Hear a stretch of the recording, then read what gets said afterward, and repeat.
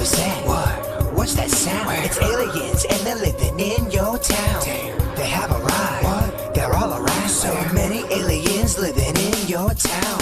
Are you scared of aliens? Well, you should be. Hello, weirdos out there in Weirdo Land. It's the Weird Whatever podcast. We got a lot to get into. But first off, happy Cinco de Mayo. Happy Cinco de Mayo, baby. It's been quite the week between Cinco de Mayo and May the 4th be with you. So I'm exhausted already. It's only hump day, Denny's. Yes, it's true. It's nice. Right off the top of the bat, I want to go ahead and get a little survey going with our audience and our YouTube room and just anywhere on our social media. Are you guys having a tough time listening to the Weird Whenever podcast with us doing it on Zoom? Is it too choppy? I'm getting complaints and they're starting to mount up. Things like it sounds like someone's typing. It sounds like we're in a hallway. It sounds like Beckett is laughing too low, which I've never had before. That's a big problem. Which that was alarming. Just a little complaints like that. I'm just trying to see how bad this is widespread with our audience. So I would like to start getting back down to doing it live with everybody. Everything's starting to loosen up with the restrictions, and I believe how many people here on the panel's been vaccinated? So everybody, but damn. So Denny's about to get his complete vaccination. I am the only one who has not, and I'm getting vaccinated soon. Just doing it through work. So let's get into it. Just so Bernie, what are the people saying? Do we have any kind of answers yet? Not yet. I would probably wait till a little bit. I would say it again maybe a little bit after when more people are on and stuff, since we just started. Well, there's a new trend going on out there. I don't know if you guys know about this. It's some audio, Bernie, that I sent you.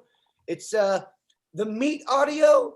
So basically what people are doing, this viral trend, people are eating expired meat that is going to get them sick, but it also gets them extremely high. Has anybody ever heard of this before? Mm-mm. Let me go to our medicine doctor, Denny's. Meat's getting you high? That's crazy. So it does it get you sick too? Do you get sick, and from being sick you get these like fever hallucinations? Let's play this audio right here. And to answer your question, I think both. My high meat is 1 year old now. It's the oldest meat I've ever seen. It's gotten pretty dry now. Smells like acidic mushrooms. Yeah. I'm gonna eat it all at once. There's too much. I can't even get it all in. Oh, very strong. Not bad. Oh, like eating chili. Oh. It doesn't taste bad, but it's so spicy that you feel it here that it's hard to swallow. Oh, Disgusting. it is disgusting. Okay, so let me just say, it was so fun watching all of your faces react to that audio. You guys look repulsed. Oh, sounds He's absolutely like talking disgusting. about what it tastes like, and he's like, it's like chili, and I'm like, oh, it's so gross. Do you guys remember that saying meat sweats? Was that ever a real thing, or would people just say that when they overate? I think it's from overeating, meat. But do you literally get sweats from overeating meat? I think because your body has to work to digest. I think it's just an expression that came from that. Oh, it's so gross. Yeah, especially if you are eating too many Arby's sandwiches, because they got the meat. They got the meat packets. They'll give you the meat sweats. That's the worst slogan, by the way, in history. Oh, it's the worst. Oh, we got the meats. Oh. Yeah, it makes me kind of wince. So we've got some really weird emails And we played that audio right there because that's some pretty weird audio. By the way, if anyone's heard of anyone eating meats that's doing this, let us know. Can you really get high on meats? We have a very scientific audience, Denny's. Yeah, I'll have to read the more into that because I want to see if it's something they're curing the meat with that causes them to hallucinate, or is it just that it's old and it's in poisoning them? And I got to look into this. It's blowing my mind. Huh. I'm glad. The other story that's blowing my mind is this rocket from China that's about to fall somewhere in the United States. Have you heard this story? No, what? Horrifying. This is unless Kevin in Virginia from the No, it's a real KPJ story. show. What's that, Denny's? It's real. I read about it later. Take the floor and explain what's going on because it scared the hell out of me. Well, so the basic gist is there is a uncontrolled rocket that was launched from China, and they can't control it, and they have to wait till it stops. But they think that it's a missile, I believe, and they think it's going to crash in New York, and they can't do anything about it. I think everybody's just waiting for it to happen. It happened like 2 days ago. It's supposed to end on Saturday. I guess it runs out of fuel. And I hear Steven Spielberg's directing the whole thing. Doesn't this sound like a movie? It does. It sounds like the movie Doctor Strangelove, where they accidentally fire a nuke. Ooh. And then they have to explain it to the countries it was an accident. So it's pretty much a very similar principle. I mean, it's pretty terrifying to think. It's kind of like, remember that story from Hawaii when they accidentally launched that alert to everyone saying that they were all going to die, essentially. Yeah. But it was a mistaken text sent out. I mean, that stuff should be on heavy guard, right? Yeah. Vicky, I want to get your psychic abilities here. This rocket, where do you sense it landing? Nowhere. Nowhere? You think this is fake? Well, first of all, if it does happen, I think they already have their built-in excuse as to why it happened, pretending like it was an accident. Air quotes, because of all places where it's going to land in the most populated area of the United States. Okay. That sounds like some weird bullshit right there. It's gonna hit New York. I mean, like out of all the places, they really should just aim for us, to be completely honest. But I get it. Yeah, just look, it's a rocket. I guess it's just gonna. They think it's the debris from it is gonna crash land in New York. New York City or like New York? Probably somewhere in New York. I don't think it's specifically the island. So here's the funny part. Several possible places I just found. Several possible places the debris could land includes New York, Madrid, and Beijing.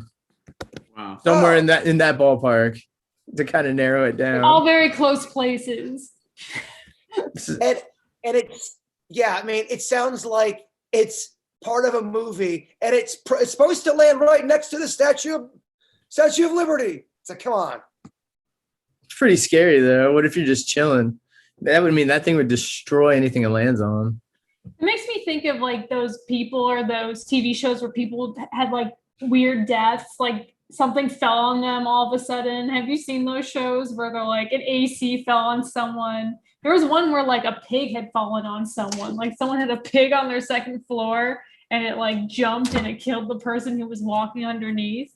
Ugh. Have you heard those stories? It's insane. Yeah, that's what's scary. That's why you never know. Like, I always get nervous when I'm in underneath big hotels because think about all those people that are drunkenly partying. So many people throw cups off, beer bottles. It's like a missile if it hits you. Oh my gosh. Yeah. Bernie, can you do me a favor? Yeah. Are you hooked up to a microphone? Yeah. Right here you go. We talk about, yeah, that sounds way better. Thank you. You're welcome. I'll move it closer. That's perfect. Beckett, this whole rocket thing, you got the floor, you got the final word, 30 seconds. Thoughts?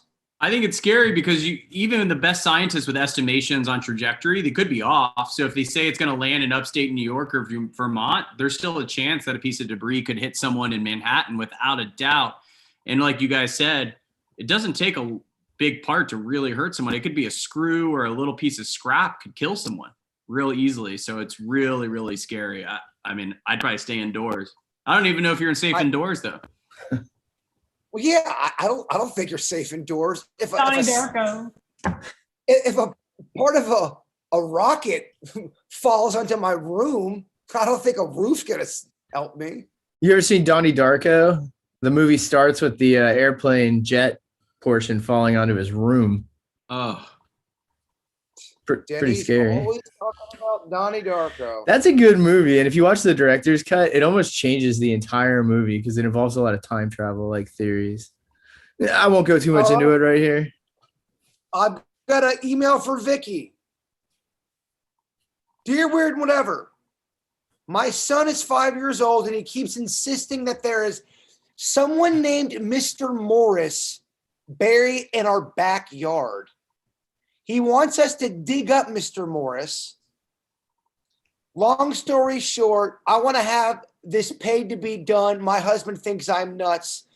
Our son goes into so many vivid details about this Mr. Morris. It's freaked me out.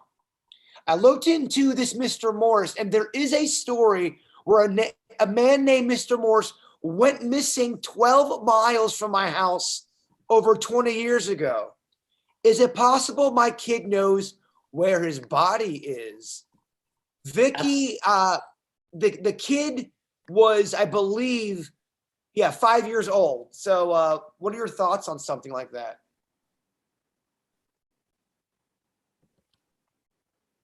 Vicky? I'm having internet issues. Ironically, it ties into what we were talking about at the beginning of the show. It keeps saying my internet's unstable. I'm going to try to sign on with my phone. Okay, I apologize. This Zoom is such horse shit. mm-hmm. But what an email, huh, guys? Well, that's creepy. Like, did they give a link with the actual story of the missing person? No, of course not. I have to do my own research. But let's everybody do me a favor listening. Let's all become sleuths.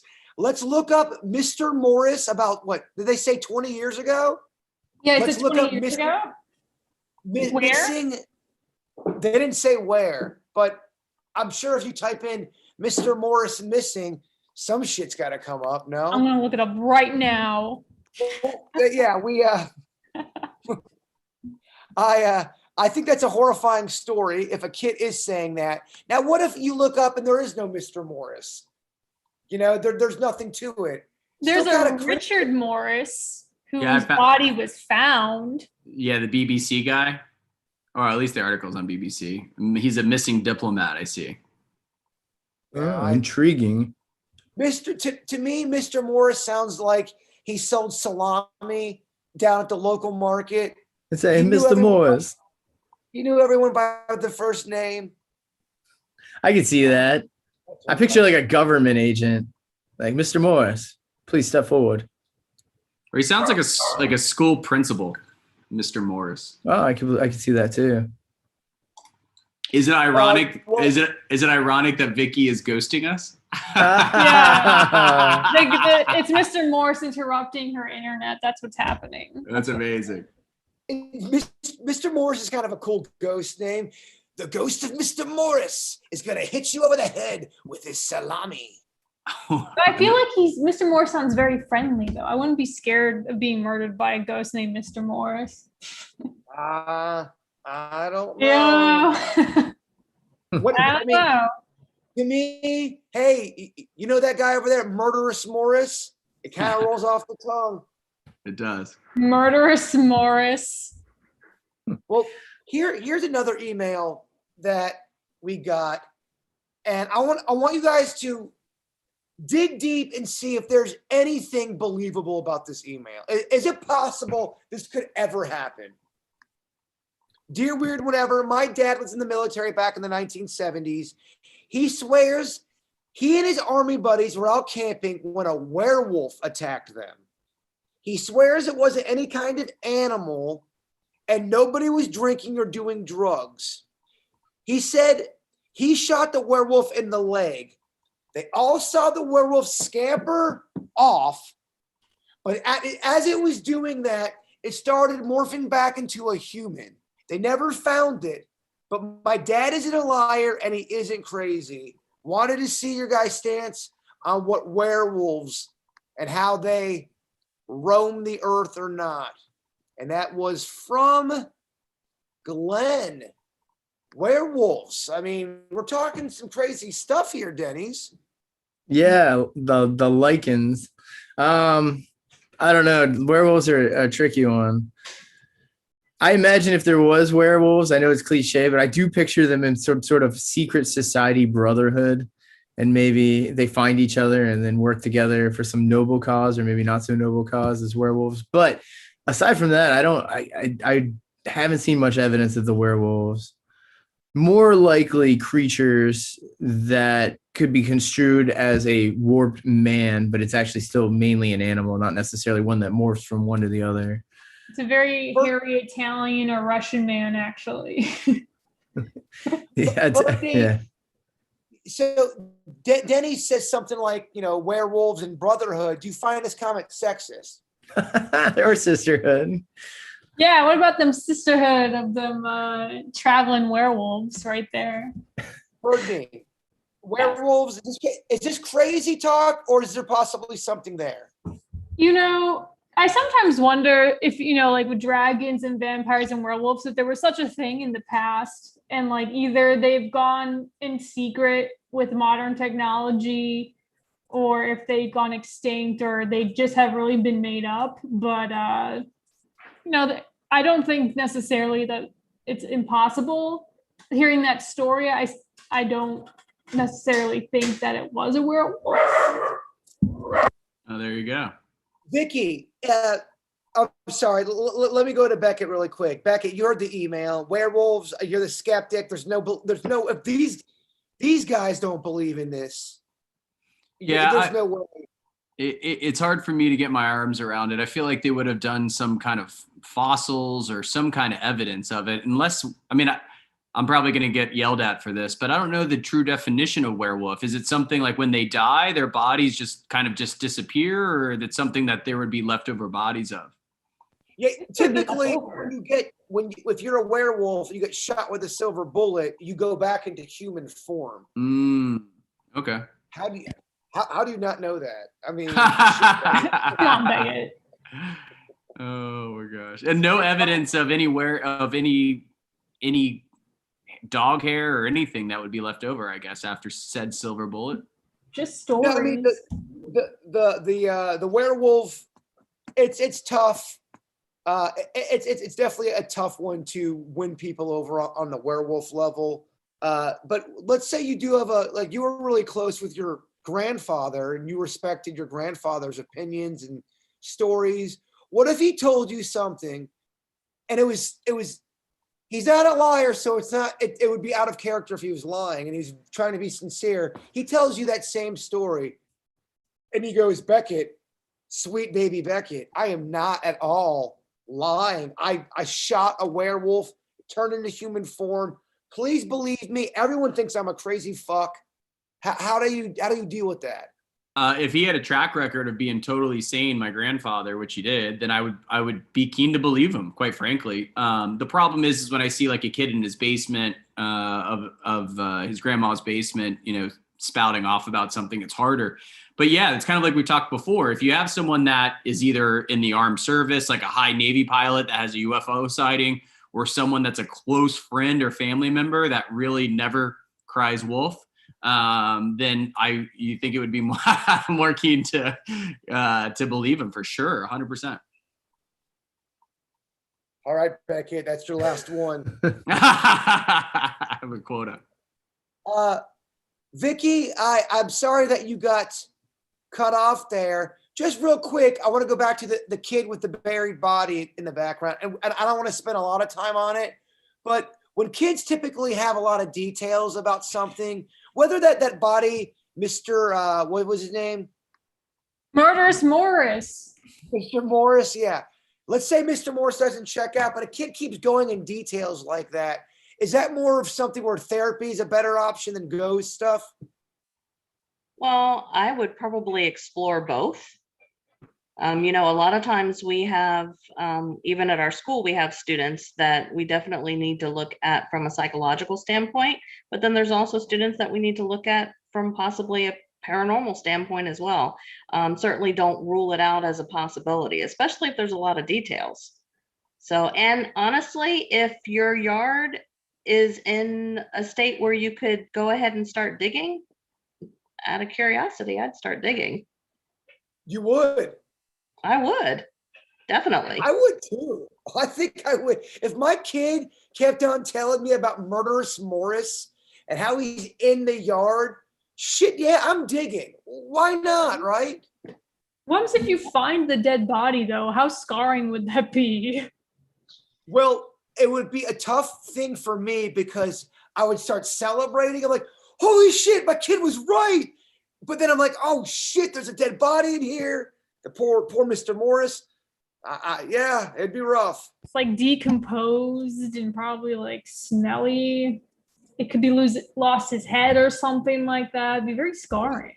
I actually think, and I think we've brought this up before, I think being so disconnected and insulated and nerfed up from death is not a good thing. And I don't think it's natural. I think that's one of the reasons why Catholics do open caskets is when you become disconnected from death. Humans have been connected to death and burying people and, for a really long time. And I feel like it's in the last 100 years, we've made it very insulated as we've done a lot of things in the real world.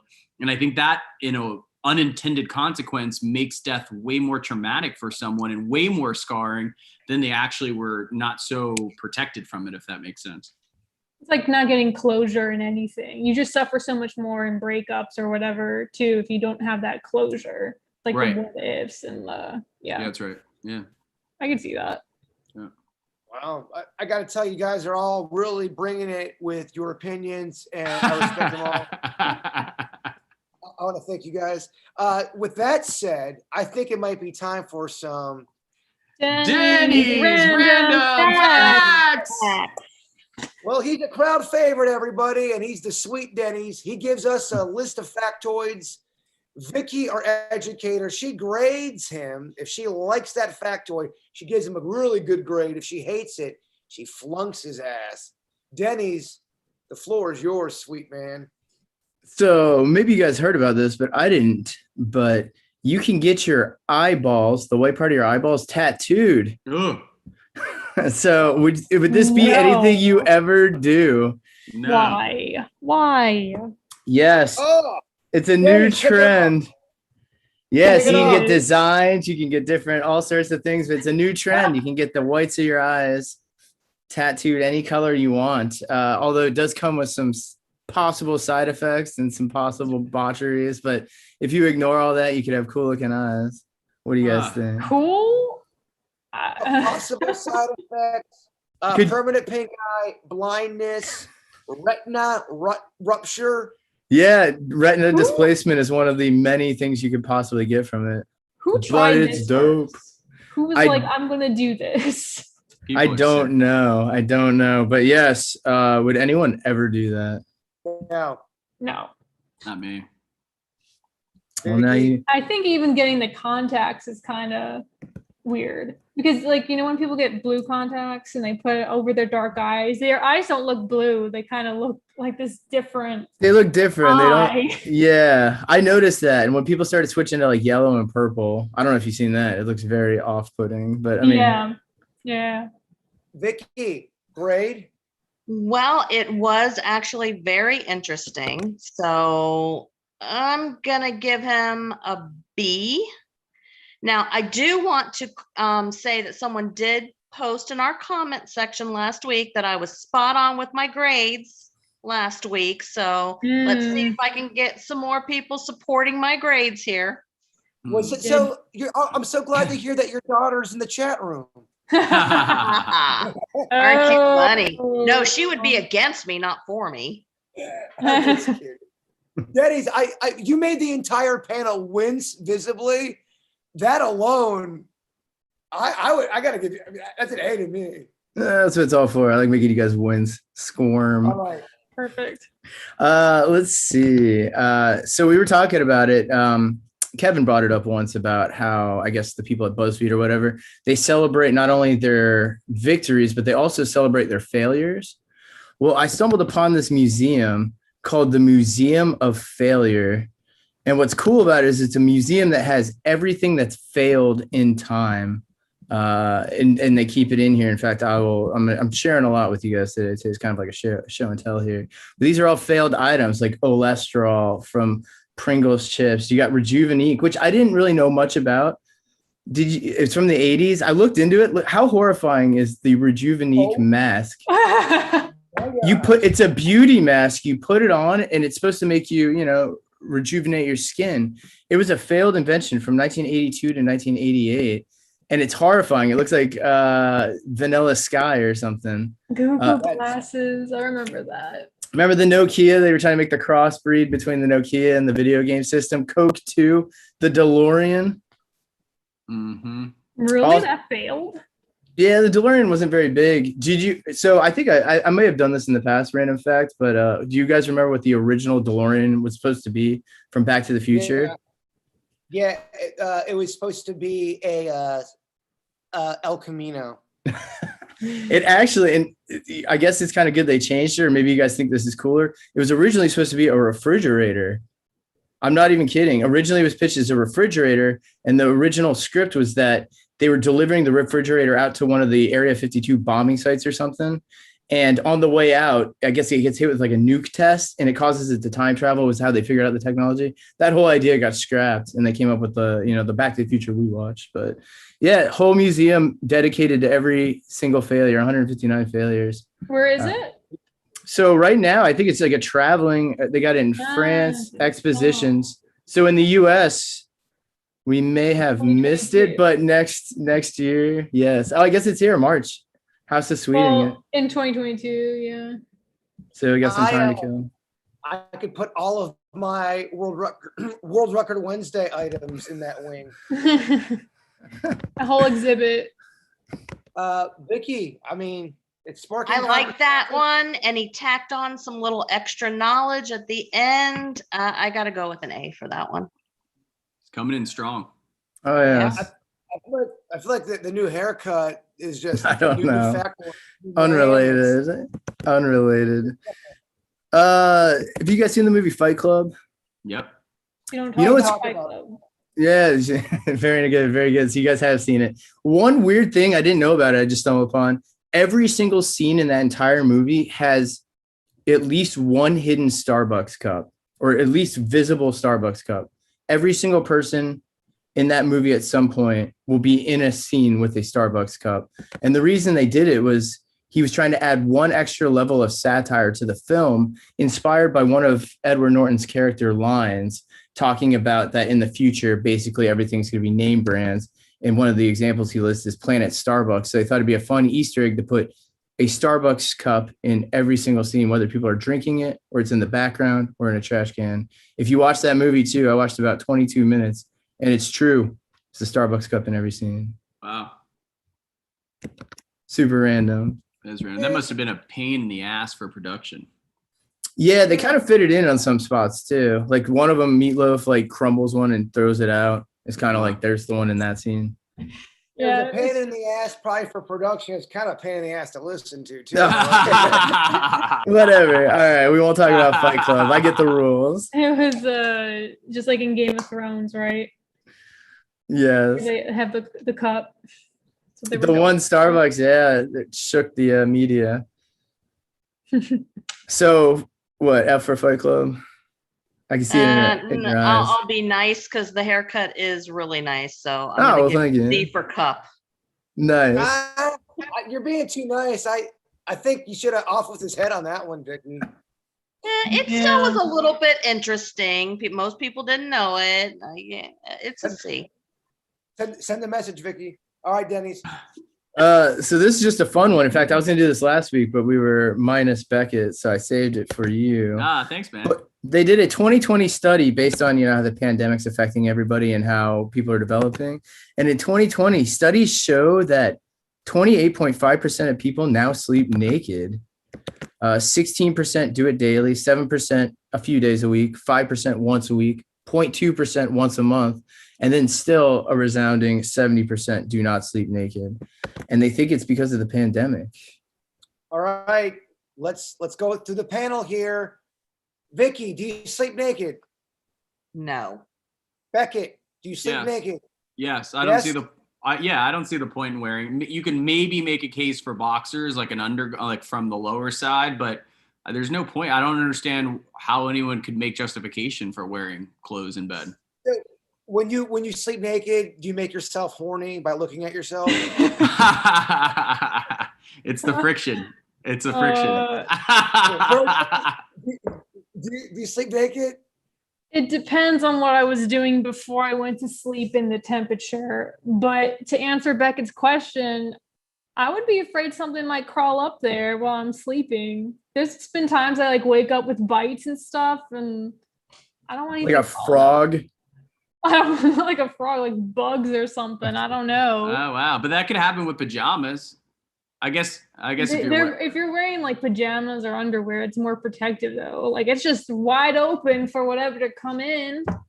Look, if I'm a gambling man, so I'll go ahead and gamble. I should be so lucky if something crawls on me. Am I right, Denny's? Oh yeah. Well, one night I was sleeping when I was living in Colorado, and I felt something scratchy, and I kept like feeling it, but there's nothing there.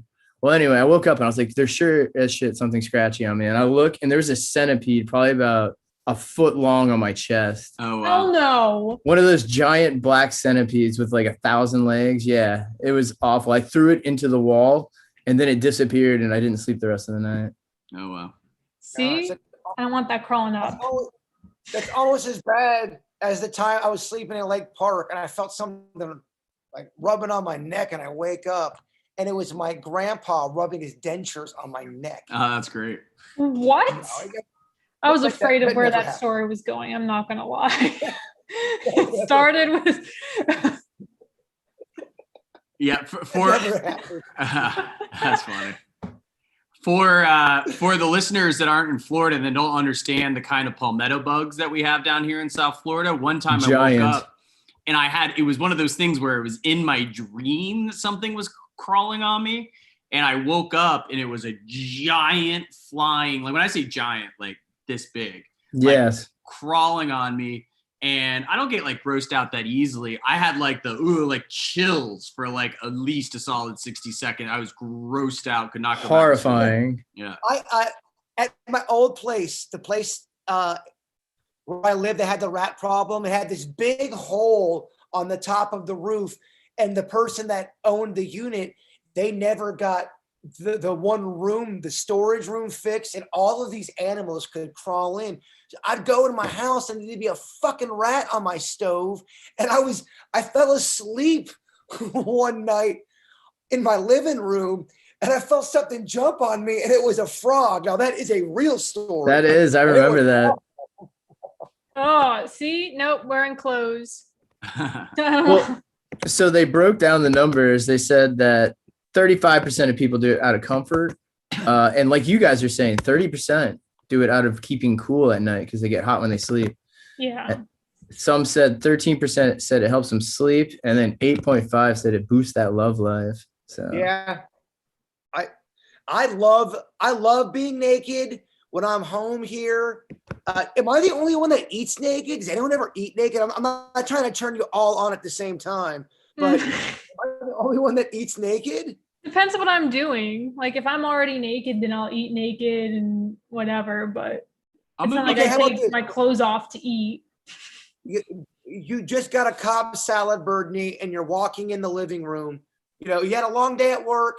You just got a Cobb salad. You're walking in. Do you take off your clothes? Do you eat the Cobb salad naked? Sure, why not? Is Then that if I- what would happen typically? Huh? Is that what would happen typically or no? Not usually unless I'm getting ready to take a shower or something after. But maybe. Sweet Denny's, you too? I don't sleep naked. And I mean, it depends what food, like soup, no. Salad, probably I could do. There's certain ones that that'd be such a, yeah, I mean, good gosh. Too That'd be a rough hot. one. Yes, that'd be a tough one. I wouldn't do that one. Or anything with like melted butter would probably be not a great idea either. Ugh. But I could see getting down on maybe like, a lettuce wedge. It turns you on. Take off your clothes and eat a lettuce wedge. Yes, All it's right. very All right. attractive. Big D, give us one more factoid. We'll wrap it up.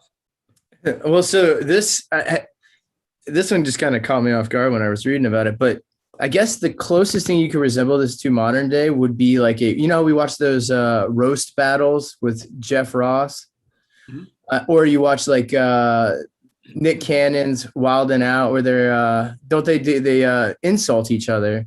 Well, so the earliest form of essentially rap battles or roast battles was in the medieval times, and they called it flighting. It was when two opponents would trade insults with each other, and it was very popular in the 15th to 16th century. The exchanges would become extremely provocative, and often accusations would go to things such as cowardice or sexual perversion. In fact, I pulled an excerpt from a Shakespearean example of this if you guys want to hear what like old school insults used to sound like. Yeah. I need it. All right, so this is from Troilus and Cressida, Act 2, Scene 1, and Ajax says to his opponent, "Thou bitch wolf's son, canst thou not hear? I then feel." And Thersites replies with, "The plague of Greece upon thee, thou mongrel beef-witted lord," as an example of kind of like the trash talking they would talk. Some pretty lame insults. I think we've gotten better over the years, but yeah, that was called flighting. So I love that. I think that's great. And I wonder too, if you said it was really big, it seemed like for a whole century it was really big and then it died off. And I wonder if society would change with the times. It said, this is too mean. We can't do this. Got more PC. We must cancel these people for doing this. And if it's all just a big circular thing of what's going on now. Well, I mean, that was 15th, 16th centuries. That was a while back. We've probably circled around that same concept multiple times up into present day.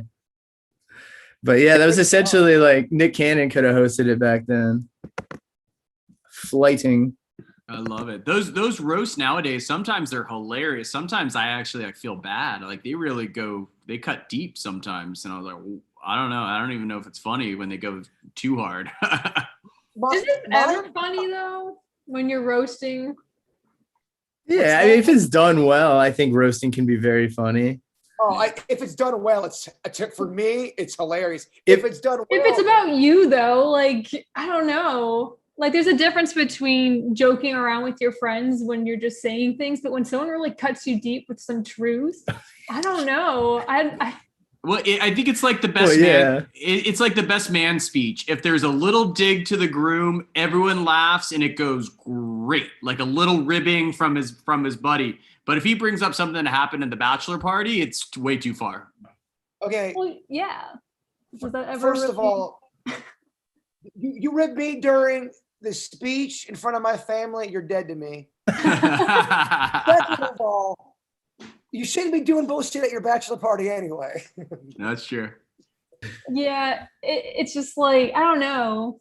It's funny for other people to listen, but then you're like, am I a good person laughing at this? Well, I mean, it's an art form. I think they're just doing it for the love of the game, but some people are good at it. Like Bird was saying earlier, if you do it well, it's awesome. If you do it bad, it's awful. Awful. Anthony Jeselnik, I think, is so funny when he's roasting people because it's so mean. There is an art form to it. But with that said, there's a percentage of the population who does not jive with it. They're like Birdney. They don't get it. They don't think it's funny.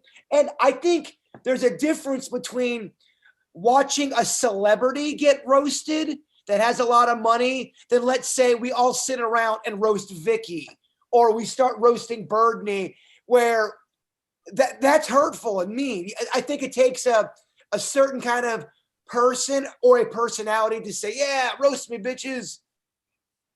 Yeah. I don't know. sometimes I feel like people say they like it just because what else are they gonna say? Like, no, don't roast me. That's mean. So Oh, I'm sure a I would cool go thing. into it. Yeah, I hear. It's got to be done well. Yeah.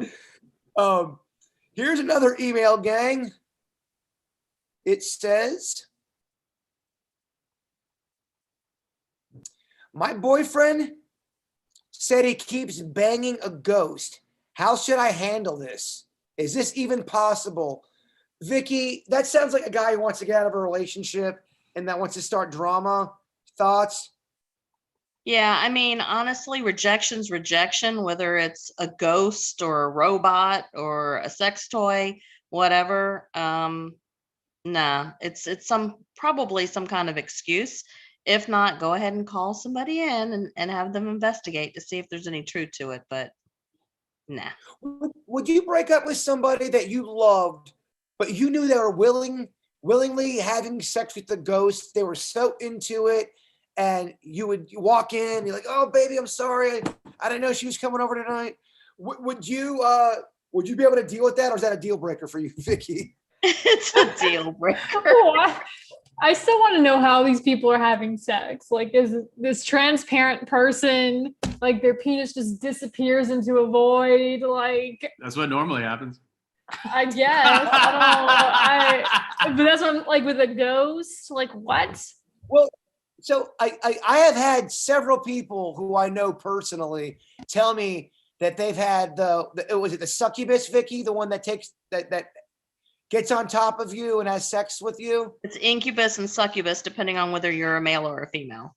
Okay, so my friend was a male, and he's not lying. So whether it happened or not, he believes it happened.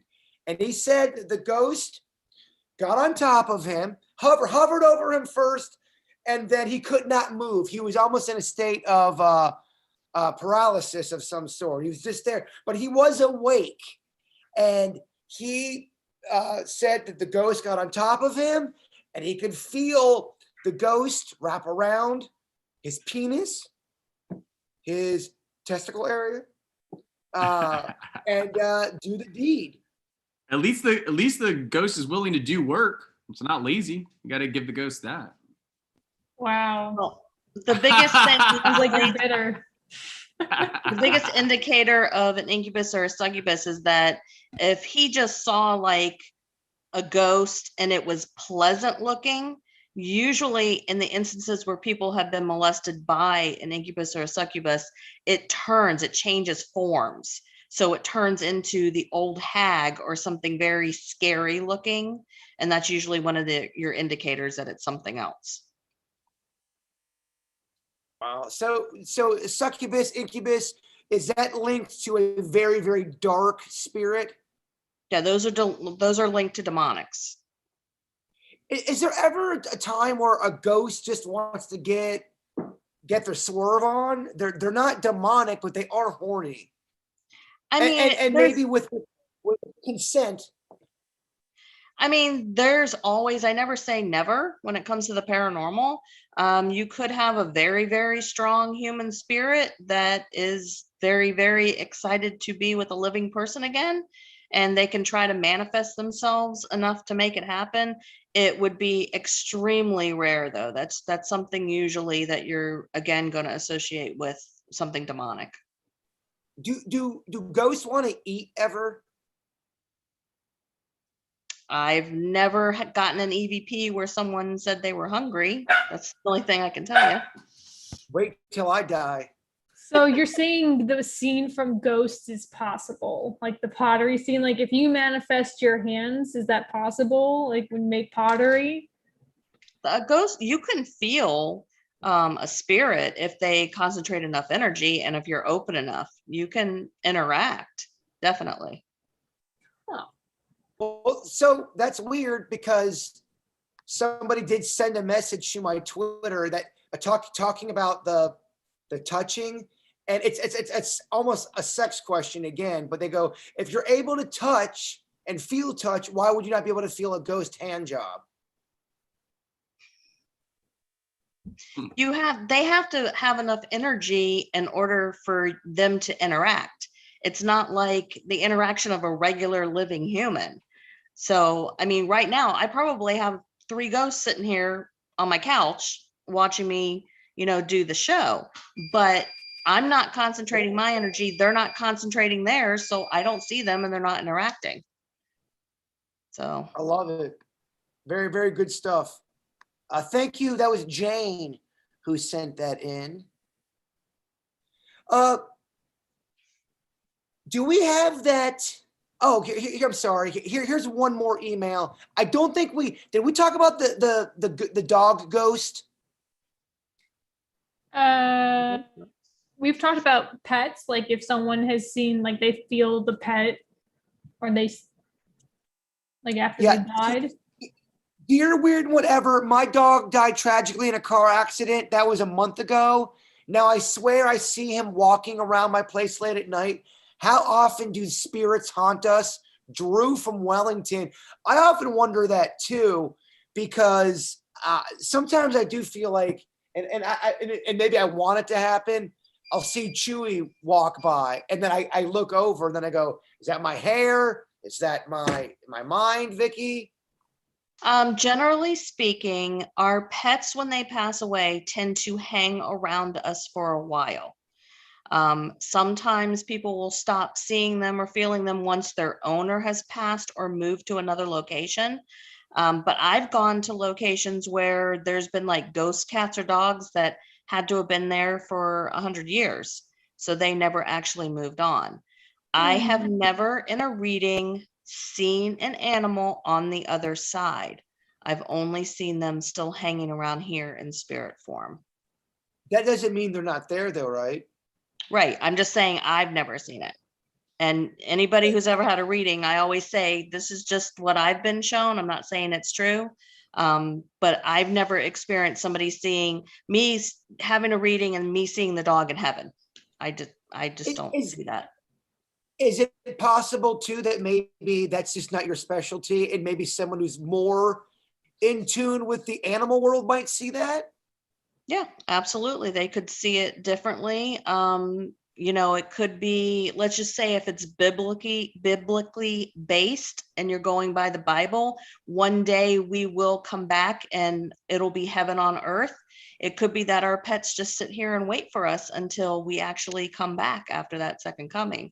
That's just from a Bible standpoint.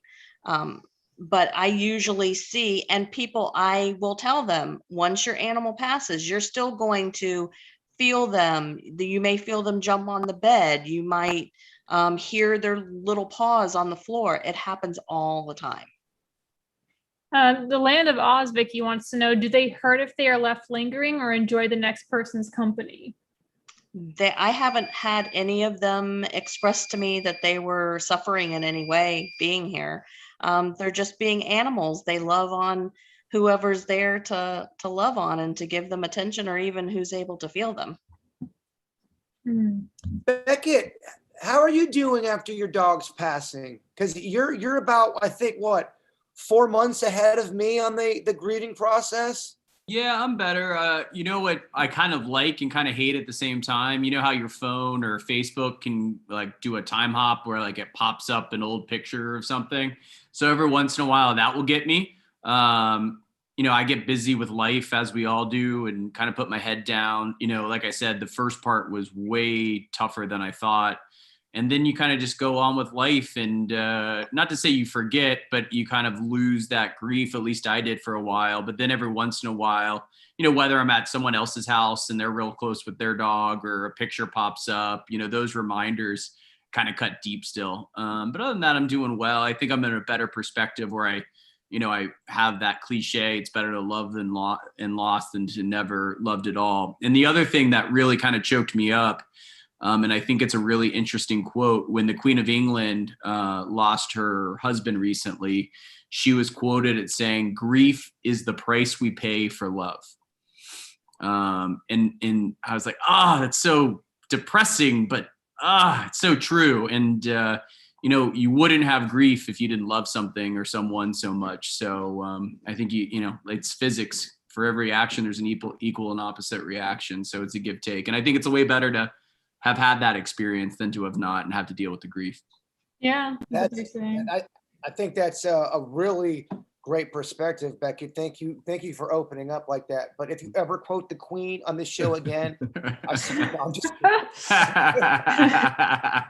I'm just kidding. But No, I think I love that. That's good. I think so. I bring the animal stuff up not only from a personal perspective, but anytime we talk about it, we get a ton of feedback from people who are struggling with the grief process or ask about seeing their pets as a spirit or how to tell their kids, or I mean, so many animal, honestly, sometimes more than people about people ghosts. So, or human ghosts, I should say.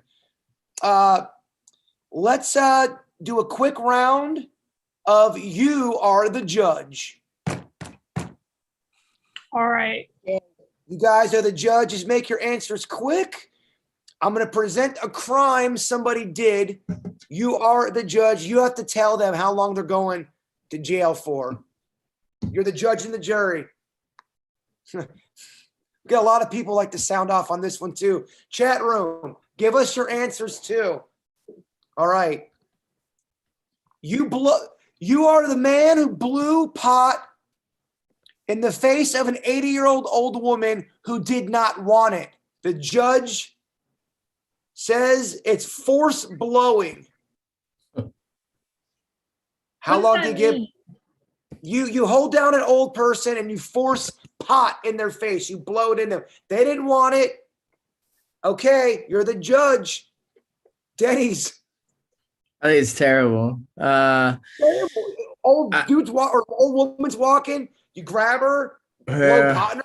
Doesn't want it. I give her a year just for holding a woman down against her will, especially being elderly. And then on top of that, I think I have to give her another year, or the person another year, for blowing smoke on somebody. I guess you could give them more for forcing them to do a drug. I don't know, man. That's rough. I give them 3 years. They could get out on good behavior, but I mean, it's got to be real good. Birdie. They get chained, and for the rest of their life, they have people blowing pot into their face. Well, actually, no, they may like that. So yeah, that sounds awesome. Yeah, so that make the, I don't know, like explosive diarrhea in their face. Oh wow, that's awful. That's worse. We can't allow that, Birdie. We're about to kick you off the. We can't allow you to practice law. Becky, man, if Denny's is given a stiff penalty for blowing pot, I'm going to have to go with at least the year for holding a woman down and a year for the substance abuse. But I don't think I give more than 2 years. I mean, he could be a young punk, and I think 2 years is plenty. And plus, he can't smoke pot for those 2 years. I think that's punishment enough. Vicky. I would give them 6 months in jail, and during that 6 months, they have to do extensive training on how to treat and be kind to the elderly. And then when they get out, they're going to have 3 years probation working in nursing homes, and they can't slip up. They have to be nice to them the whole time. So Judge Whopper is going to be a little bit harsher because I don't like that shit. We're going to go 3.5 years. Chance of parole, but it ain't looking good, buddy. I'm done. I ruled. Explosive diarrhea in the face. Oh man. That's I mean that's so next level. If you were allowed to do those kind of punishments, well then yeah, I mean I feel like we would live in a lot safer of the world if that was the punishment, to be honest. It's kind of a weak job though, right? You got to go into work and blast people. You would perpetuate. If you have diarrhea one day, you can be like, yes, you can like go drive up someplace. You can get paid. It's like called like in for jury duty. You get called in for like diarrhea, explosive diarrhea duty. All right, let's move on. Gross. Let's move on. All right, here's the crime. You loosen the tires up of a teenager's car When they pull over to check it, you rob them by gunpoint. Vicky. Well, it actually could have been attempted murder. So you can add that to the charges. 5 years. Beckett. I'm going 10 years. That's messed up because they could have died. So that's messed up. And then gunpoint. I think we got pretty tough. Like when you pull a gun on someone, I think you have a minimum of like 3 or 4 or 5 years anyways. So I think I'm going 10 years, maybe early release if they do some kind of like reformation program. Denny's.